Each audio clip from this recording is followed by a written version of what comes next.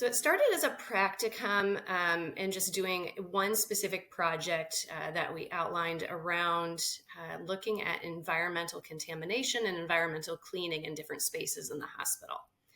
So I worked on that practicum. Oh, I think it was really just a semester or maybe 2 semesters before I finished the practicum. But then I stayed with the program as a student intern for the remainder of my time while I got my master's degree. I was a long-term master student, I guess you would say.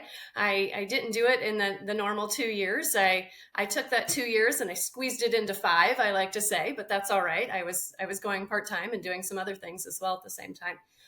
But so when I knew I was going to be done with my master's program, I was actively then starting to look for a position in infection prevention, not real sure what that would look like. At the time, there were not a lot of openings, and especially for somebody that didn't have a nursing background. So I wasn't real sure what to expect. I was so incredibly fortunate, though, that a position opened up at the nearest hospital to me. And it was a part-time position, which is actually what I was looking for at the time. That hospital had reached out to the University of Iowa because they knew they might have some ideas about candidates that could apply.